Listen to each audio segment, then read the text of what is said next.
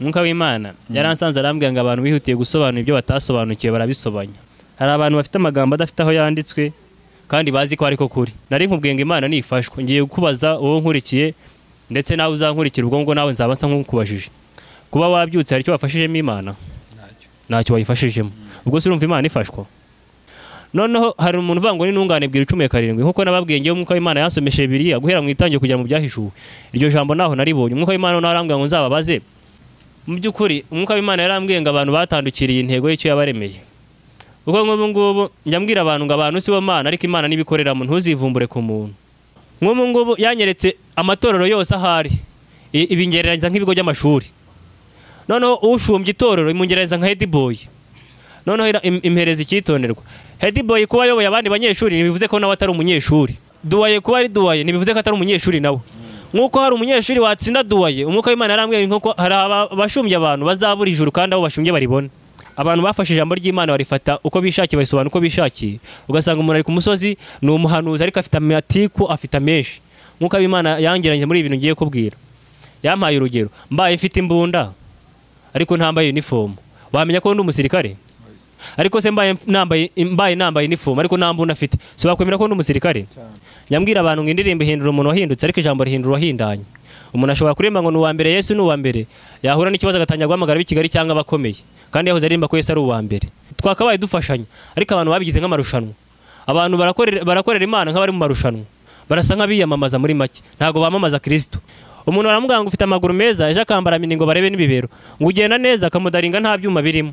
Bavuga ngo ureba neza ukirurembura umunsi wose kandi ahantu wareba nanjye ntareba ariko kumva birakwishe nyine. Bibiliya tubwira ko imbuto tuzazi ngo muzamenyera ku mbuto. None se imbuto zera zijya imbere cyangwa zera zijya inyuma? Ariko umuntu agatangira akidefanda ngo gukizwa ni mu mutima. None buranya mbwira abantu ngo umuntu ahemuka ahubutse akazabara yitunze. Ibyo umuntu akora ibyo bimukoraho.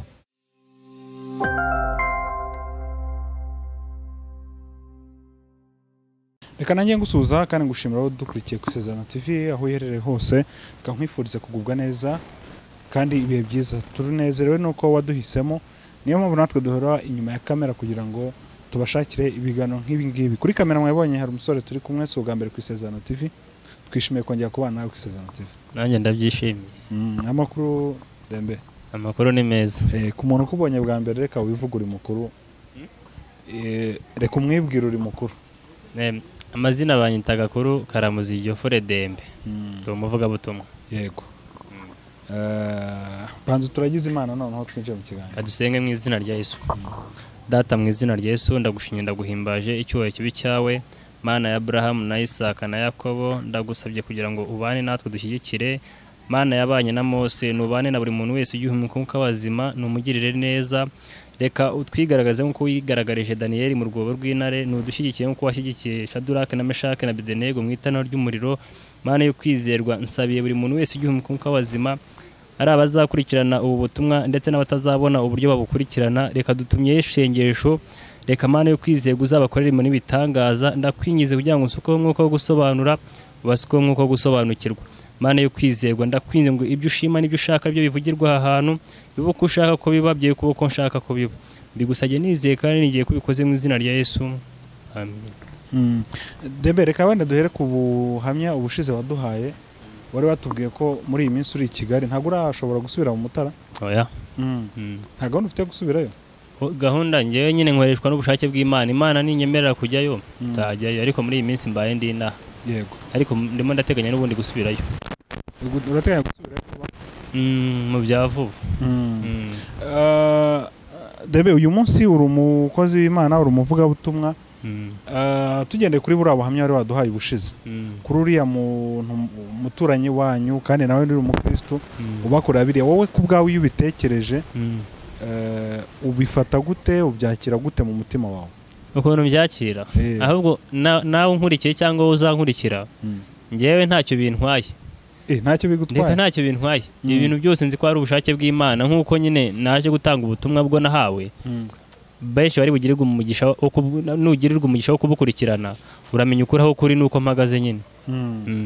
Naho ubundi nta kibazo mufiteho, kuko na Stefano bamuteye amabuye ajya gupfa avuga ngo wabarire nabo sibo. Nuriya ntago abari we. Yego. Wakomeje kubyitsaho ngo ubutumwa ugiye kuduha, ubutumwa ugiye kuduha ni ubutumwa bushingiye ku ki, bumeze bute? ni ubutumwa bushingiye mu ijambo ry'Imana. Umwuka w'Imana yaransanze arambwira ngo abantu bihutiye gusobanura ibyo batasobanukiwe barabisobanya. Bihutiye gusobanura ibyo batasobanukiwe barabisobanya. Abantu bose bari mu rujijo. Ubu dusenga Imana imwe, ariko abantu ntabwo, ariko imyizerere n'imyumvire biratandukanye, kandi twizeye umugabo umwe.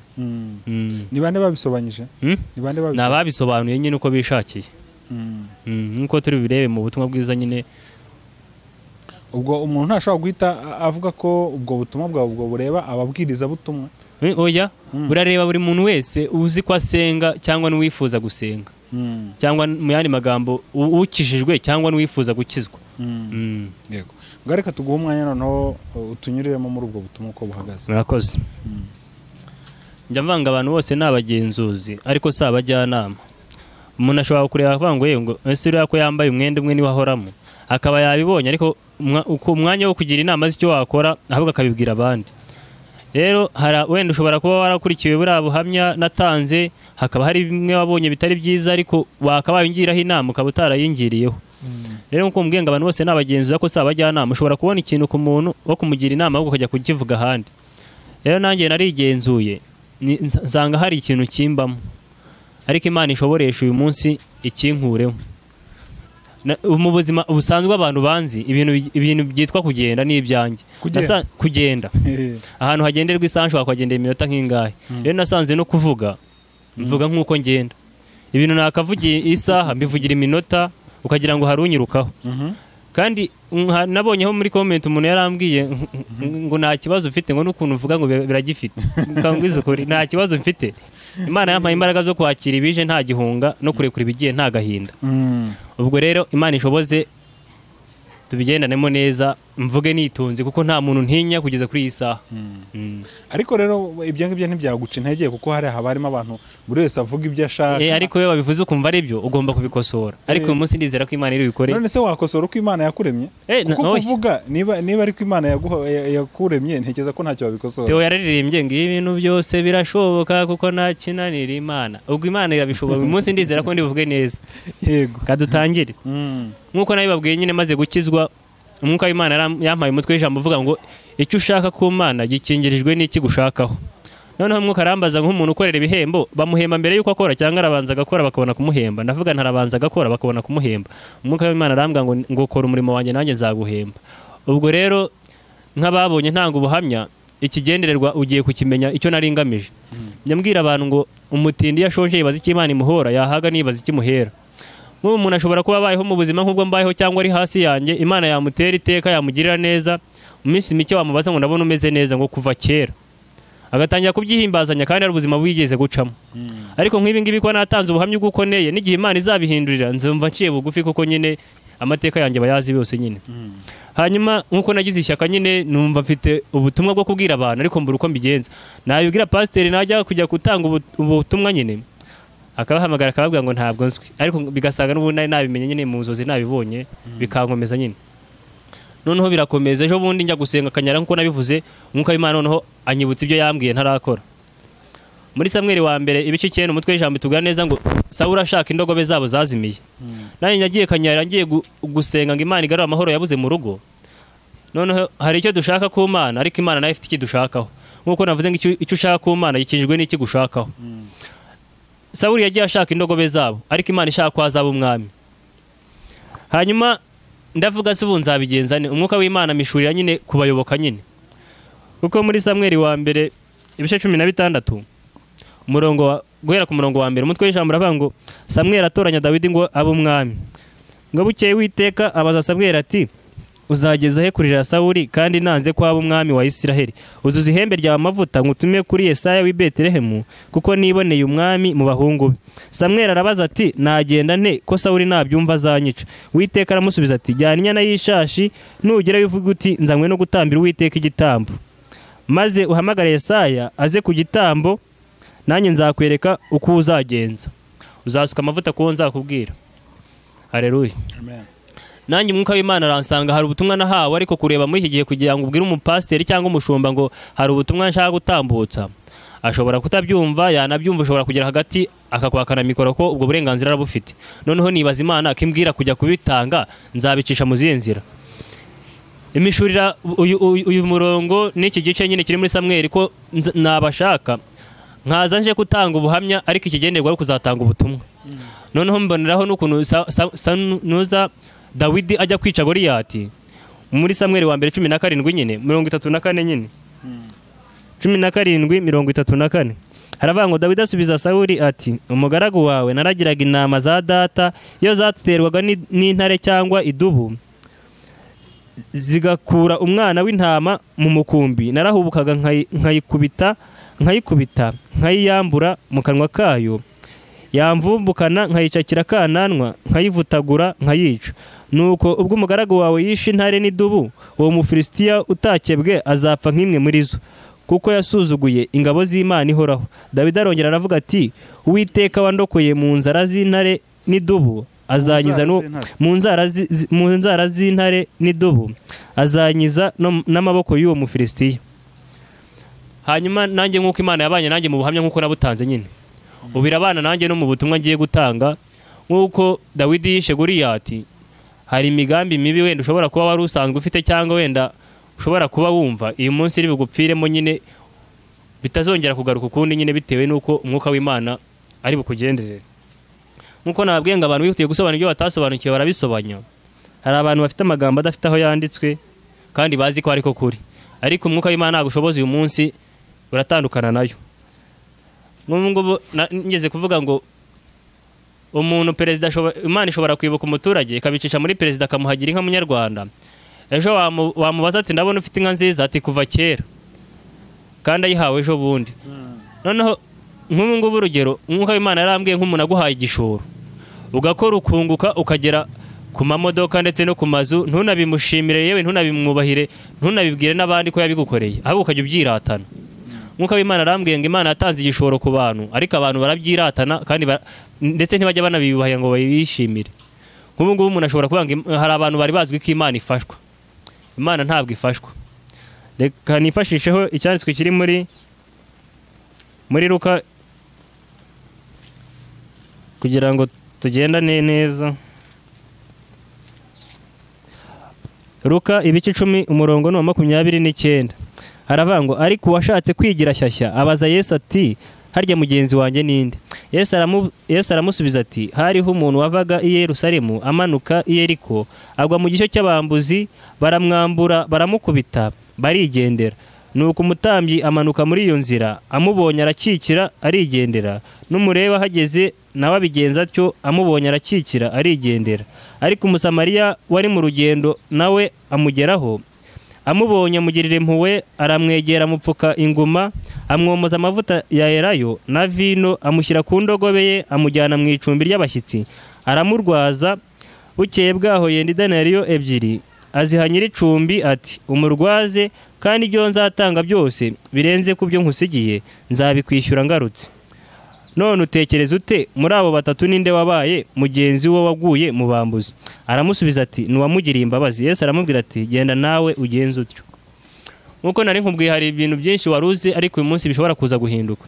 Nari nkubwiye ngo Imana nifashwa, ngiye kubaza uwo nkurikiye ndetse nawe uzankurikira, ubwo ngo nawe nzaba nsa nk'ukubajije. Kuba wabyutse hari icyo wafashijemo Imana?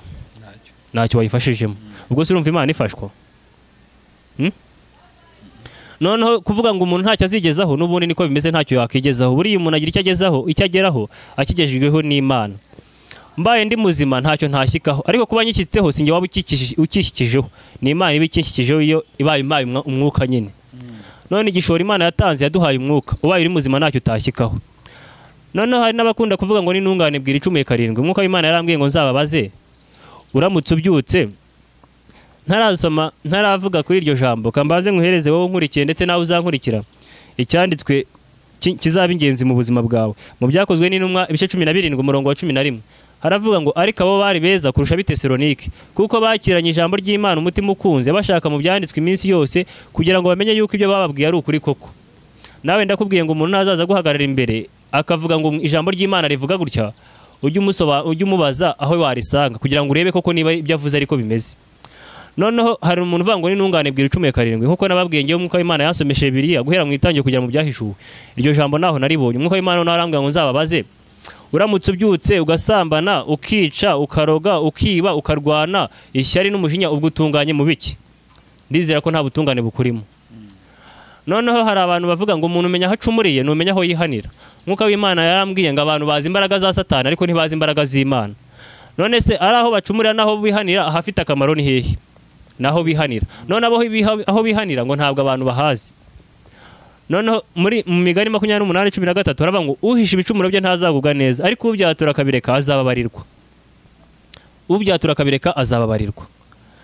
Noneho ugasanga abantu bafite imyumvire n'imigani. Noneho kasome cyanditswe kiri muri Timoteyo wa mbere, Timoteyo wa kabiri. Timoteyo wa kabiri bice ni 4 umurongo n'uwa kabiri. Haravuga ngo ubwiriza abantu ijambo ry'Imana, ugira umwete mu gihe kigukwiriye no mu kitagukwiriye, uhane uteshe uhugure ufite kwihangana kose no kwigisha, kuko igihe kizaza batazihanganira inyigisho nzima, ahubwo kuko amatwi yabo azaba barya yifuza kumva ibibanezeza, bazigwiriza abigisha bahuje n'irari ryabo, kandi baziziba amatwi ngo batumva ukuri, bazayoba bakurikize imigani y'ibinyoma. Hari abantu bakurikije imigani akumva ko ariko kuri kandi atari ukuri. Nkuko bivuze ngo mu gihe kigukwiriye no kitagukwiriye. Na Yesu muri Yohana nyine ibice 2, nyina wa Yesu yaramubwiye ngo batashye ubukwe, amusaba nyine amubwira ko vino yabaye nkeya. Yesu aramubwira ngo tubigenanye dute mu byayi ko igihe kitarashyika. Kuba igihe kitarashyika ntibyavuze gukora icyari kigenewe gukorwa. Iki gihe gishobora kuba kinkwiye cyangwa kitankwiye ariko ikigenderewe gukorwa kirakorwa. Hanyuma mu by'ukuri umwuka w'Imana yarambwiye ngo abantu batandukiriye intego y'icyo yabaremeye. Uko ngubu njyambwira abantu ngo abantu si bo Mana ariko Imana nibikorera mu ntuzivumbure ku muntu. Mu itangiriro 2:18 hatubwira neza kandi Uwiteka Imana yavuga ngo si byiza ko uyu muntu aba wenyine kamuremera umufasha umukwiriye. Umwuka w'Imana yarambwiye ngo umufasha si umugore gusa, umufasha no gufasha mu byo udashoboye. Ihamagara Mose yamuhaye na Aroni kugira ngo abimufashemo. Noneho uriya murwayi wari umaze imyaka 38 muri Yohana ibice 5 atubwira neza Yesu yaramubwiye ngo urashaka gukira, aramubwira ngo iyo amazi yihindurije mbura umuntu njugunyamo. Urumva yarabuze umuntu, kuko Yesu icyo gihe yari umuntu yahise agira ate amukura mu kibazo yari arimo. Naha handi Imana iguhuze n'umuntu kandi Imana iguhuze na mugenzi wawe. Mugenzi wawe n'ugusanga mu kibazo urimo nakigusigamo uko twabisomye haruguru muri Luka 10:29. None abantu umwanya wo gufashanwa barasanga barushanwa. Abantu ijambo ry'Imana bararitandukiriye bakora ibyo bishakiye bagasobanura ibyo bishakiye. Bibiliya itubwira neza muri Matayo 28:19 ngo nahawe ubutware ngo nuko mugende. None abantu barabihinduye ubu ni nuko muzi. Ubu umuntu atanga nomero ze akavuga ati muzadusanga hanaha, Imana izakora imirimo n'ibitangaza, abantu barabohoka, abantu biragenda bite. Abantu bahinduye ijambo ry'Imana. Yesu yasize atubwiye ngo nuko tugende ariko ubu ngubu twabihinduye nuko muzi. Noneho muri iki gihe umwuka w'Imana yambwiye abakristo bameze nk'abakiriya. Umuntu aranga kubwira umukristo icyaha kugira ngo atibumura akajya hahandi babyoroshya. Ariko umwuka w'Imana nagushoboza uyu munsi uraza kumenya ukuri aho kuri.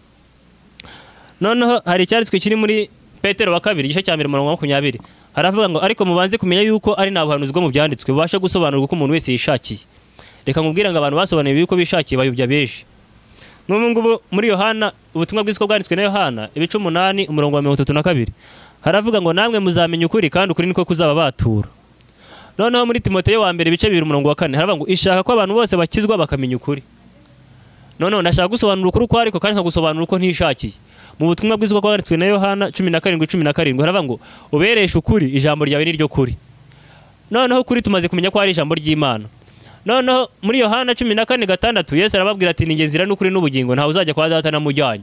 Noneho Yesu nawe yisanishije ko ari ukuri kandi twamenye ko ukuri ari ijambo ry'Imana. None Yesu we ni muntu ki?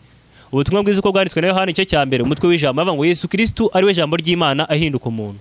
Ubwo mu yandi magambo Yesu ni ijambo. None abantu bajya bavuga ngo dushobojwe byose na Kristo duha imbaraga. Abantu bavuga Yesu batazi uko mu byakozwe n'intumwa 17:23 haravuga ngo ubwo nagendaga nitegereza nasaza igicaniro cyanyu cyaritsweho ngo icy'Imana itamenywa. Nuko iyo musenga mutayizi ngo niyo mbabwira. Nkuko Imana yambwiye ko abantu basenga Imana batazi bakavuga na Yesu batazi. Yesu tumaze kumenya ko ari ijambo. Umuntu akavuga ngo ushobojwe byose na Kristo uduha imbaraga. noneho umuntu ugasanga aravuga ngo agakora ibintu akavuga ngo mu gihe umutima utagucira urubanza. None kandi muri Zaburi 119:11 haravuga ngo nabiki ijambo rya mutima wanjye kugira ntagucumuraho. Mu gihe nta jambo riri muri wowe ibintu byose urumva ari amine kuko nta jambo rigucira urubanza. Buriya nkuko nabwiye ngo namwe muzamenya ukuri. Gukizwa rero umwuka w'Imana yabisobanuye muri ubu buryo. Wowe nkurikiye cyangwa wowe uzankurikira, ngiye mbaye ndimo kurwana nawe. Umuntu akaza akadukiza. Yadukize nta dutandukanya. Yamaze kudutandukanya tujyamo hagati. Hanyuma gukizwa n'ubuntu. Iyo umuntu agukijije abagukijije nta kintu umuhaye. Noneho yagukijije ariko gutandukanya n'uwo warwanaga nawe. Ubwo rero umuntu uvuga ngo yarakijijwe akaba yari umusambanyi, nizera ko ntacyo urakizwamo. Uko umuntu nukizwa uzatandukana n'icyo warwanaga nacyo. Noneho kuvuga ngo kurokoka ngo ndi umurokore. Tuzi byabaye mu Rwanda ngo hari abarokotse ku icumu rya jenoside. Kurokoka rero ni ibiki? Ni ikintu gihitanya abandi wowe kitaguhitana cyangwa kitagufiteho uruhare. Ubu rugero niba abantu bishwe n'ubusambanyi cyangwa barishwe n'ubusambanyi, wowe ukaba naho uhurira nabwo uba wararokotse. Noneho nk'uko nababwiye kare ngo icyo ushaka ku Mana gikijwe n'iki gushakaho, hari ibyo twaje dushaka ku Mana ariko Imana ifite icyo yadushakagaho. Urugero nko muri Matayo ibice 11 umurongo wa 28 haravuga ngo 11:28 gato wasome mu izina rya Yesu. Haravuga ngo mwese abarushye n'abaremerewe nimuze musange ndabaruhura. Mwemere kuba abagaragu banjye munyigireho kuko ndi umugwaneza kandi noroheje mu mutima, namwe muzabona uburuhukiro mu mitima yanyu. Kuko kunkorera kutaruhije n'umutwaro wanjye utaremereye. Muri make hari byaje bituruhije. Ibyo barabidutuye batwikoreza ibindi ariko baraduhumuriza ko ibyo batwikoreje bitaremereye. Nk'umuntu wari umusambanyi yatuwe ubusambanyi ahabwa ubuvuga butumwa cyangwa uburirimbyi. Ndizera ko ibyo bintu uko wasambanaga no kuba wenda usigaye uri umuririmbyi birimo neza, hari uko bimeze nyine. Hari ukuntu bimeze neza muri make. Uburyo niba warasambanaga cyangwa warasindaga ugakubitwa inkoni, ugahura n'abagucira n'abakuvuma, ariko ubu ngubu watangira kuririmba ugahura n'abagushima nubwo n'abaguca intege batabura. Ariko uko biri rero hari ibyo twatuye, hari n'ibyo twikorejwe. Ubwo rero uzirikane niba icyo wikorejwe ukikikoreye cyangwa waragituye. Noneho umwuka w'Imana ampereza urugero ku cyanditswe ngiye kubwira kiri mu Baroma ibice 2:12. Haravuga ngo abakoze ibyaha bose bataza amategeko bazarimbuka badahowe amategeko, kandi abakoze ibyaha bose baza amategeko bazacirwaho iteka ry'amategeko. Umwuka w'Imana ampereza urugero ku gapfukamunwa. Ubu baye ufite agapfukamunwa ugafite ariko ukambaye uko bidakwiriye, noneho undi ntakafite, ntibabahana kimwe? Babahana kimwe. Umwuka w'Imana arambwira kubuza amategeko y'Imana ntuyumvire no kuba ntayuzi bizakubuza kurimbuka. Irangije impereza urugero. Nk'ubu ngubu yanyeretse amatorero yose ahari ibingereranyiriza nk'ibigo by'amashuri. Noneho ushumbye itorero imungereranyiriza nka Headboy. Noneho impereza icyitonderwa. Headboy kuba yoboye abandi banyeshuri bivuze ko nawe atari umunyeshuri. Ubwo ni duwaye kubumva urundi rurimi. Ni duwaye. Ni duwaye. Noneho duwaye kuba ari duwaye nibivuze ko atari umunyeshuri nawe. Nkuko hari umunyeshuri watsinda duwaye, umwuka w'Imana arambwira nko hari abashumbye abantu bazabura ijuru kandi abo bashumbye baribona. Noneho umwuka w'Imana arambwira ngo ibigo by'amashuri nyine bingereranyiriza nyine amatora ayangereranyiriza nk'ibigo by'amashuri. Ku bigo by'amashuri nk'abari mu mwaka umwe nyine. Icyambere cyo ubanza uzirikana iki kintu, abakristo bose, ADPR, abaporoso, abanyagatulika, twese turi mu mwaka umwe nyine. Ariko abantu ntibarabisobanukirwa ko babisobanuye ko bishakiye. Noneho umwuka w'Imana arambwira nk'abantu bari mu mwaka umwe nyine bakora icya leta nyine mu mwaka wa 6 primary, senior 3 ndetse na senior 6 abahuze section. Sibakora ikizamini kimwe. Mu majyaruguru, mu majyepfo, iburengerazuba n'umurasirazuba no mu mujyi wa Kigali. Umwuka w'Imana arambwira ngo amatorero yose ahari bazabazwa bimwe kuko umwami n'umwe na Yesu Kristo twizeye n'umwe. Noneho urugero nk'ubu ngubu umunyeshuri ari abiga babodinga n'abiga bararamo, ndizera ko bakora ikizamini kimwe. Ube wigaho uburi mu itorero bita araho bava ngo kandi ikindi umwuka w'Imana yamishuriye buriya ikigo bakaza ibintu ni nacyo usanga bigisha cyane. Buriya abantu bafata ADPR bakavuga ngo ADPR barakomeza ibintu barabikabya, ariko ahantu bakaza buri ibintu ujye umenya ngo harimo ikintu, uhagendeye neza ushobora kugira icyo ukurayo bitewe n'uko umwuka w'Imana yabisobanuriye. nk'ubu ngubu urugero umwuka w'Imana yarambwiye nka note nyine z'umunyeshuri ahabwa izingeranyeza nk'ijambo ry'Imana. Noneho ibicupuri bya bintu ukuntu twabaga turi ku mashuri nyine ukumva ngo habonetse igicupuri, ibingereza nk'ubuhanuzi buriho muri iyi minsi, kumva ngo ukumva uko Uwiteka ambwiye. Umwuka w'Imana yabinkije nk'igicupuri. Noneho umwuka w'Imana ambwira ariko icyitonderwa, ubaye urundukiye munuza mu buhanuzi utazi ijambo ry'Imana byazakubuza ijuru. Ibingereza nk'ukuntu waba uri umunyeshuri ukarundukira mu bicupuri utajya usoma note mwarimu yaguhaye, ikizamini gishobora kugaragaza uwo uriwe. Ariko uramutse ubaye ufite note uzisoma uko bikwiriye, n'ibyo bicupuri ubifite byose ubifite, ikizamini uba gifite hasi hejuru. Njya mbwira abantu ngo uramutse wumvisha ubuhanuzi buriho muri iyi minsi utazi ubuhanuzi bw'ijambo ry'Imana byazakubuza ijuru. Nk'ubu ushobora kuva umuntu avuga ngo mugenzi wawe niwe waguhemukiye, ukabuzamukanya amatiku n'inzangano n'ibiki byose, kandi ijambo ry'Imana rivuga ngo mukunda abanzi banyu. Ubaye utabizi byazakubuza ijuru. Noneho umwuka w'Imana arambwira hari abantu wenda bazankurikira, njyewe najyaga nkunda kujya nyine ukumva ngo hari umuhanuzi nkajyayo, nakumva ngo hari umuhanuzi nkajyayo. Buriya njya mbwira abantu ngo Imana abantu si bo Mana, ariko Imana nibikoreramo umwuka, ariko Imana ikorera mu bantu, ariko umwuka wa mu muntu, umwuka unkoresha niwo ungenga. Noneho kuba naragiyega hariya umwuka w'Imana aricyo wabaga agiye kunyigisha hariya no mu misozi kunkurikira, we nazajya ajya asengera mu misozi. Abantu bafashe ijambo ry'Imana barifata uko bishakiye, bayisobanura uko bishakiye, ugasanga umuntu ari ku musozi ni umuhanuzi ariko afite amatiku afite menshi. Umwuka w'Imana yangeranye muri ibintu ngiye kubwira. Yampaye urugero, mbaye mfite imbunda ariko ntambaye uniform, wamenya ko ndi umusirikare? Ariko se mbaye nambaye uniform ariko nta mbunda afite, si wakwemera ko ndi umusirikare? Umwuka w'Imana arambwira ngo impano ufite ntiyerekana ko ukijijwe, ahubwo ibyo ukora nibyo byerekana uwo uriwe. Noneho inyereka imirimo, inyereka nk'uniform nyine. Umwuka w'Imana arambwira umusirikare yapfuye intwaro yakoreshaga barayimuhambana? Ntago bayimuhambana, irasigara igakoreshwa n'undi. Ariko si uniform yari yambaye ntayihambanwa? Arayihambanwa. Umwuka w'Imana arambwira ngo imirimo umuntu akora kwisa azayihambanwa, ariko impano yari afite ntaho izagera. Noneho nk'itorero ritemera umwuka w'Imana cyangwa ubuhanuzi, nk'uko tumenye yuko umusirikare yapfuye intwaro ayisigira undi, Eliya yari umuhanuzi yarapfuye abisigira Elisa, Elisa apfuye abisigira abandi. Hari abana b'abahanuzi, n'ubu hariho abana b'abahanuzi. Rero wowe utemera umwuka w'Imana, utemera ubuhanuzi, sinzi ubwo ijambo ry'Imana cyangwa Bibiliya ufite uko iteye. Noneho umwuka w'Imana ambwira ukuntu abantu batinya abandi bakabumvira. Mu Migani 29:25 avuga ngo utinya abantu bigusha mu mutego, ariko uwiringiye Uwiteka azaba amahoro. Noneho Imana impereza urugero rw'abatinya abantu bakabumvira muri Samweli wa mbere ibice 15 umurongo n'uwa 22. Katuhasome mu izina rya Yesu. Haravuga ngo Samweli aramusubiza ati, mbese Uwiteka yishimira ibitambo byoswa n'ibindi bitambo kuruta uko yakwishimira umwumviye?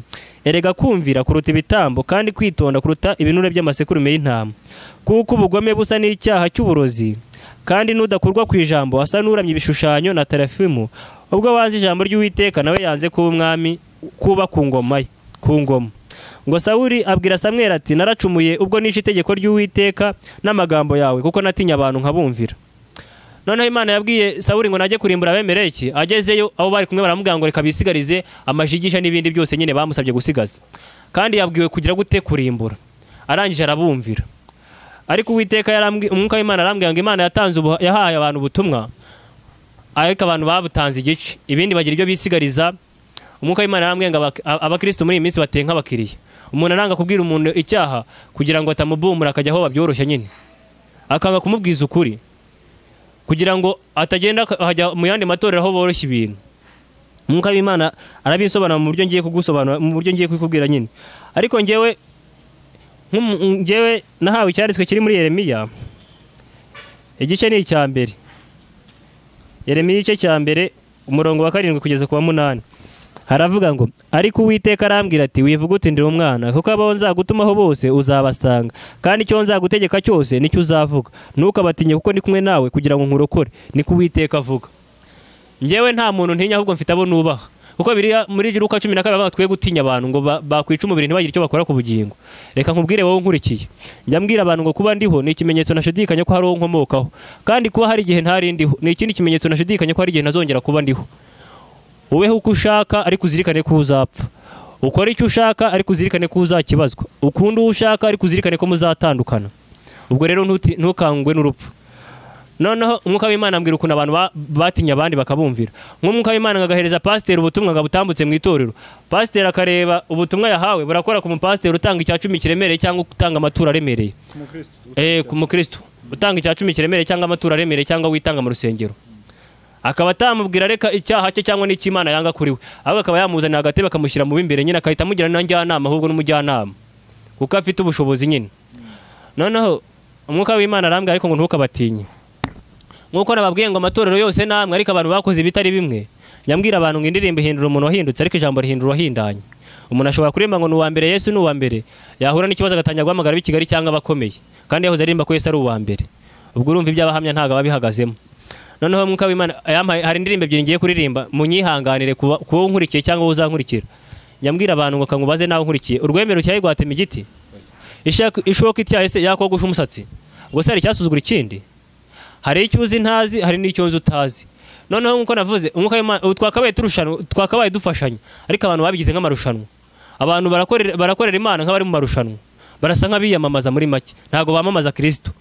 Hari icyo nzi utazi, hari n'icyo uzi ntazi. Icyo nzi utazi nakikubwira kugira ngo igihe uzageramo uzamenye uko byitwaramo, nawe ibyo uzi ntazi ubimenyeshe, mu gihe nzabishyikamo nzamenye uko mbyitwaramo. Nkuko nari nkubwiye ngewe kuririmba rwose ntago mbizi nanjye mbyiziho, nshobora kuririmba ukajya mu kanwa harimo dodani. Nkuko nkubwiye ngiye kuririmba izi ndirimbo ebyiri, ubwo uraza kumva nyine.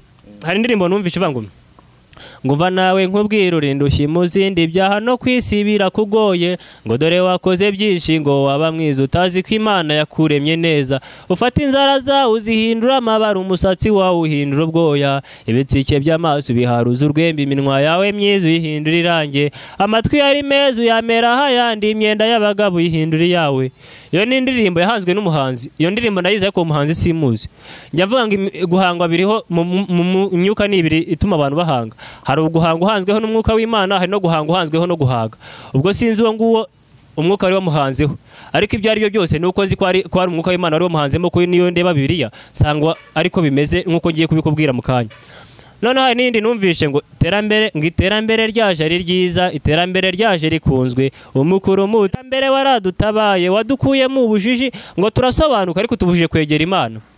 Njya mbwira abantu ngo twakuze twambara ariko abantu barakura biyambura ngo ni iterambere. Njya vanga umuntu ajyayizwa n'ibyo bamwogeze, ngeze gusoma icyo cyanditswe mu migani. Umuntu aramubwira ngo ufite amaguru meza, ejo akambara mini ngo barebe n'ibibero, ngo ugenda neza akamudaringa nta byuma birimo. Bavuga ngo ureba neza ukirurembura umunsi wose kandi nta hantu wareba nanjye ntareba, ariko kumva birakwishe nyine. Noneho nkuko wumvishe izo ndirimbo zombi, hari icyanditswe kiri mu itangiriro ibice ni 2 umurongo wa 24. Reka tuhasome hanyuma mbigusobanurire nkuko iyo ndirimbo twayiririmbye ya mbere ivuga. 18 ibice 2, itangiriro ibice 2 umurongo wa 24. Haravuga ngo nicyo gituma umuntu azasiga se na nyina akabana n'umugore we akaramata, bombi bakaba umubiri umwe, kandi uwo mugabo n'umugore bombi baba muri 24 niho nshaka ngo nicyo gituma umuntu azasiga se na nyina akabana n'umugore we akaramata, bombi bakaba umubiri umwe. Kankubaze wowe nkurikiye cyangwa uzankurikira, ngo bombi bakaba umubiri umwe. Ubu Imana yirebye umusatsi wawe niba uri umugore ikabona n'uwo mugabo wawe ibibona ari bimwe. Hanyuma sinzara zawe n'iz'umugabo zirasa, amatwi yawe se n'ay'umugabo birasa, kandi biri tubwiye ko bazaba umubiri umwe nyine. Noneho hari abantu bitonda akavuga ngo mu gihe umutima utagucira urubanza. None se nkubaze muri Zaburi 119:11 aravuga ngo nabikiye ijambo ryawe mu mutima wanjye kugira ngo ntagucumuraho. None we nta jambo riri muri wowe riguhana, urumva n'ibintu ibintu byose namina nyine birejejwe. Noneho usanga umuntu avuga ngo gukizwa ni mu mutima, mu mutima nta jambo ririmo. Bibiri tubwira ko imbuto tuzazi ngo muzabamenyera ku mbuto. None se imbuto zera zijya inyuma cyangwa zera zijya imbere cyangwa zera zijya inyuma?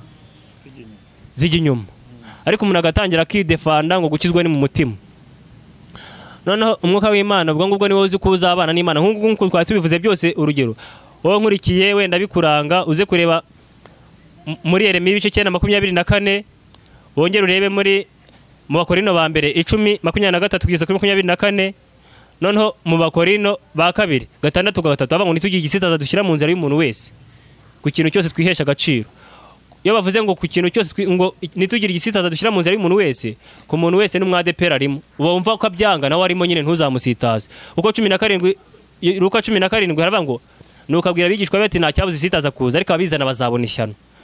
Noneho muri Matayo 7:21 haravuga ngo umuntu wese uvuga mwami mwami suzinjira mu bwawe bwo mu ijuru, keretse ukora ibyo Data wo mu ijuru ashaka. Ngo benshi bazabaza kuri uwo munsi ngo bahanaga mu izina rye bakoraga ibitangaza, ngo aberewe ngo sigeze kumenya n'inkozi z'ibibi. Ubwo uzirikane niba ibyo ukora Imana ibishima. Hanyuma mbonereho kubwira abakozi b'Imana bankurikiye cyangwa nawe nkurikiye, umwuka w'Imana yarambwiye ngo ibintu biba ku bakozi b'Imana ni ubushake bw'Imana ndetse n'ubushake bwabo. Nkuko ubuzima nababwiye ndimo kuba mbirimo n'ubushake bw'Imana. Ubu ngubu tuvuga noneho nsigaye mbana n'umukobwa. Oh no, urasetse. Oh no, kuko abantu batamenye ijambo ry'Imana bavuga uriya kanguzikuri, ubaye utazi ijambo ry'Imana ukumva ibivuga muri iki gihe byakubuza ijuru. Buriya ngewe ndiho ku bushake bw'Imana, Imana hinyoboye niho njya. Ngewe ntago nshaka kugenda mu bushake bwanjye. Nk'ubu ngubu Eliya Imana yaramubwiye nagenda asanga umupfakazi, kuba yari mwohereje ku mupfakazi nibyo yivuze ko agiye kuba umugore we cyangwa agiye kuba umugabo we. Nanjye kuba mvuze ko mbana n'uwo mukobwa ntago muzi, ni wacu ntahazi, turabana nyine bitewe nuko Imana ariyo yabyikoreye nyine. Mwahuye gute se? Kuri nyine yarampamagaye nyine nyuma ya cya kiganiro arambwira ngo bimeze gutya na gutya, mbese ni ubuzima ni ubuhamya burebure nyine, kandi mu butumwa bumva nawe ntandukiye cyetse mpamagaye twazabiganaho kundi. Noneho buranya mbwira abantu ngo umuntu ahemuka ahubutse akazabara yitonze, kandi umuntu asambana agira ngo arakimara akakitera, ndavuga agahinda. Kandi ibindi ibyo umuntu akora nibyo bimukoraho. Nkuko navuze ngo indirimbo ihindura wahindutse, ariko ijambo rihindura wahindanye. Bajya baririmba ngo amaso y'Imana areba hose, nta na hamwe wabasha kwihisha amaso y'Imana. Nubwo tubana abantu ntago baba bahari, ariko Imana ibihari. Ibyo umuntu akora nibyo bimukoraho. Iyo ukoze ibyiza ugerwaho n'ibyo uzakora, ibibi ukagerwaho n'ibibi. Noneho nkuko navuze ijambo bava ngo dushojwe byose na Kristo duha imbaraga, kandi twamenye ko Kristo ari ijambo. Ijambo rero muri ngewe niyo ritatuma ntandukira gukora ayo mafuti. Nko mu ngobo mu Batesalonike nyine ba mbere ibice 4:3 bavuga ngo iki Imana ishaka no kwezwa kwanyu no kwirinda gusambana, ngo umuntu wese muri mwe amenye gutegeka umubiri we. Ngiye Imana yampaye imbaraga zo gutegeka umubiri wanjye. Ubu turavuga ngo ni bashiki bacu muri Data, ngo ni mushiki wanjye muri Kristo Yesu. Ubwo urumva rero ntiwasambana na mushiki wawe, ndakomeye kandi nawe uzabyumva wumve rwose. Buriya uramutse wumve abantu barakara cyangwa babazwa n'ubusa nyine byo bababayeho. Nkobo ngo borogero Eli yabonye Ana arimo asenga, aramubwira ngo uzagezaho isindwe ryawe, ariko mu by'ukuri ntiyari yasinze. Ushobora kumva ko mbayo ukakeka ko dusambana, ibyo birakureba ntibindure. Ngewe uzi ukuri kw'ibyo ndimo nyine. Noneho nkuko nabibwiye ngo ibintu biba ku bakozi b'Imana n'ubushake bw'Imana ndetse n'ubushake bwabo. Ngiye guhereza ingero nyine muri Bibiliya. Mwitangira ibice 22 batubwira neza ngo Imana igerageza Yobu, Imana igerageza Abrahamu. 22 haravuga ngo Imana igerageza Abrahamu imutegeka kwitambira Isaka.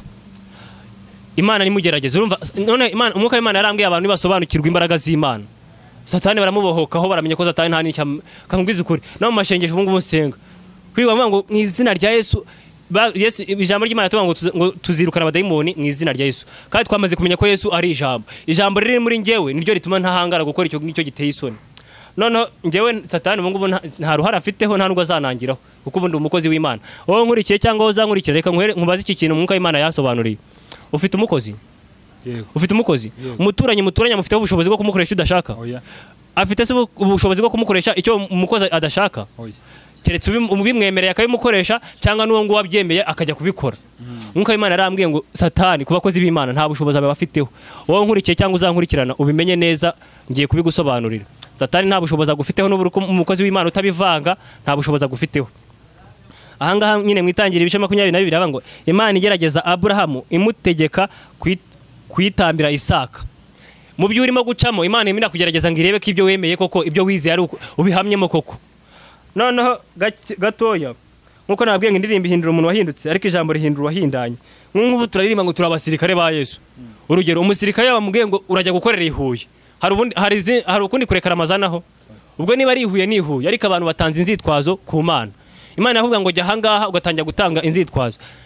Yesu yaravuze nawe agiye gusenga ngo niba bishoboka iki gikombe kindenge, ngo ariko bye kuba uko ushaka ahubwo bibe uko ushaka. Wumve biba mu bushake bw'Imana no mu bushake bwawe nyine ku giti cyawe. Nkuko mbikubwiye, none wowe ni uri umusirikare wa Yesu. uri umusirikare wa Yesu, wowe nkurikira umusirikare wa Yesu, aho akohereje ni hujya cyangwa utanga impamvu n'inzitwazo ukavuga ngo ushingiye ngo urebye. Reka nkuhereze urugero. Noneho ingero z'abantu wumve ko Satani ntacyo adufiteho ku bakozi b'Imana, nta buhara adufiteho. Nk'ubu ngubu muri Samweli wa mbere igice cya mbere nyine, igice cya mbere ku murongo waho wa 4 kugeza kwa 5, ngo umunsi Elukana yatambaga ibitambo yendaga imigabane akayiha umugore we Penina n'abahungu be n'abakobwa we, ariko Hana yamuhaga 2 kuko yamukundaga, ariko Uwiteka yari yamuzibye indibyara.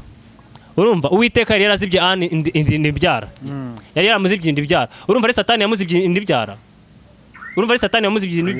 n'Uwiteka wagize gute wayizibye. Ariko asanga umuntu ari ku musozi ngo baranzinze bagize bati, Satani asa gufite ubushobozi, ni Imana ibigushizemo kugira ngo irebe ko byitwaramo. Noneho amaze kubyara urebe ukuntu yavuze kuri 5, ngaba abari abakungu baraca incuro kandi abari abashonje baradamaraye, ndetse uwari ingumba yabyaye 7 kandi uwabyaye benshi arakebye. Uwiteka arica agakiza, ashyira ikuzimu kandi agakurayo. Uwiteka arakenesha agakenura, acisha bugufi agashyira hejuru. Ubwo murumva muri ibyo bintu Satani hari ahavugwa. Noneho muri Yesaya 5:7 ngo muri 4:5 ngo njye Uwiteka ninjye mu mucyo n'umwijima nkazana amahoro n'amakuba, njye Uwiteka ninjye ukora ibyo byose. Ubwo urumva Satani aruhara bifitemo. Noneho Yobu igice cya mbere 13 ngo Imana yemera Satani kumunyaga no kumwicira abana. Imana yemera Satani kumunyaga no kumwicira abana. Urumva ibitubaho n'ubushake bw'Imana ndetse n'ubushake bwacu. Urugero muri Samweli wa mbere 8 ngo abantu bisabira umwami, abantu bisabira umwami nyine bari totombye. Noneho Imana ibwira Samweli ngo nabumvira abatora umwami, byababayeho byari ingaruka zabo nyine barabyirengereye. Noneho muri Itangiriro 19:17 hatwereka neza Loti nyine Imana imukura Isodomo nyine, yamubwiye ngo ajye ku musozi, ariko waravuga ngo atanya gutanga inzitwazo ngo reka mpungire kuri uyu musozi uri bugufi. Imana iramwemerera ajyaho ko yabisabye. Abakobwa babura barongora baryamana na se, amahana barakozwe. Wewe nkurikiyemera kugera ku bushake bw'Imana, Imana ikubwira kujya uhajye, ikikubwiye gukora ugikore. Usoreza kuri ibi ngibi mwuka w'Imana yambwiye, abantu ntibarasobanukirwa Yesu bavuga, ntibarasobanukirwa n'Imana iyo ariyo. Ndasoreza kuri ibi bintu by'inkingo. Hari abantu benshi wenda ushobora kuri mwitoro temera kwikingiza cyangwa nawe utemera kwikingiza. Mwuka w'Imana yarabisobanuye muri ubu buryo bubiri. Yangeranyije abakristo babiri, umukristo uri kuri moto n'uri mu modoka. Ariko icyitonderwa, ubaye uri kuri moto bakakohereza ingwe igamije kukurya ntiyakurya. Mwuka w'Imana arambwira ngo uwo bazoherereza urwo rukingo rugamije kugira icyo mwangiza atari mu Mana ruzamwangiza. Noneho imereza urugero, ubaye uri muri Yesu babingeranyiriza nk'uko waba uri mu modoka. Ubaye uri mu modoka bakakohereza ingwe, iyo ngo yakurya ntago yakurya. Uri muri Yesu arashinganywe. Noneho wowe nkurikiye cyangwa uzankurikira, nkuko mvuze ko Yesu bamijyanye nk'umuntu waba uri mu modoka. Iyo umuntu ari mu modoka yivovotera shoferi ngo shoferi uradutindije, imodoka kubihagaze ntibivuze ko itazagera yijya, n'ikibazo urimo ntibivuze ko utazakivamo. Noneho iyo shoferi atsimbuye imodoka ntago abayitsimbuye ko washakuje, ahubwo abayitsimbuye kuko ibyo agombaga gukora abishoje. N'ikigerageza urimo nubona ukivuye mutazajya ngo nuko wasenze cyane cyangwa uritse imisozi, reka ariko ubushake bw'Imana. Noneho mbone kukubwira wowe uri mu kibazo gikomereremo ukihanganiremo. Noneho abavuga ngo ntibaziteza inkingo mu Bakorino ba 2:5-17 ngo umuntu wese yari muri Kristo Yesu aba ari icyaremwe gishya. Mwuka w'Imana yarambwiye ngo uyu muntu ari muri Kristo akora ibyo Kristo amutegeka, nago Kristo akora ibyo umutegeka wowe. Mwuka w'Imana yarambwiye ngo umuntu yari mu gihugu akora ibyo igihugu kimusaba, nago igihugu gikora ibyo gisaba. Ubwo wewe uvuga ngo ntuzikingiza, sinzi niba igihugu kikurimo cyangwa ukirimo. Ariko se nkubaze gatoya, niba muri Israel batubwira ngo bikingije urukingo rwa 4, ibaza bo muri Israel bikingije urukingo rwa 4, twebwe twizeye Imana ya Israel, none wowe uranga kwikingiza. Ubwo si yo Mana irobanura ku butoni, abo muri Israel yabemeye kwikingiza, none wowe uranga kwikingiza. Amahoro y'Imana abane nawe. Mfite byinshi byo kubwira abantu bitewe n'icyo umwuka w'Imana yampaye, ariko bitewe n'isi turimo abantu hatewe umwuka wo kurambirwa. Reka ducumbikira ahangaha turi kumwe, Imana nibishima tuzongera tubane, kadusoze dusenga. Data mu izina rya Yesu ndagushinye ndaguhimbaje, icyubaro kibi cyawe, urera kandi urakiranuka, uriho kwizerwa kandi uriho kwiringirwa. Ushoboye byose nta kikunanira, ugira neza bugacya bukira. Ndagushimye ko ushoboresheje nkaba ntambukije ubutumwa umpaye gutambutsa, reka ijambo ryawe data urihekeze imbaraga n'ibimenyetso bikomeye rizagire impinduka ku buzima bwa benshi. Mana yo kwizerwa, ijambo ryawe tugirira neza ngo dusengere abantu bose, tubasabire, tubashimire. Sabiye buri muntu wese ugiye umwuka wazima, nubane nawo umushyigikire, umurinde ikintu n'igisa nacyo, urwanye ibimurwanya, ubangamiye imubangamira, umwambike imbaraga zo guhagarara adatsinzwe n'ubugigaye bwa Satani. Reka ijambo ryawe ribe muri twe rikomeye, reka ribe muri twe Mana isumba byose data, dufashanye nk'uko ubidushishikariza. Ndakwinginze kugira ngo ugenere igihugu cyacu, ugihereze amahoro n'umutekano, uturindire abayobozi bacu guhera ku nzego zo hasi kugeza ku zo hejuru. Dusengeye inzego z'umutekano, nubahereze imbaraga zo gukora umurimo wabahamagariye, uko ijambo ryawe tugereza ngo utabaye maso, abarinzi babera amaso ubusa.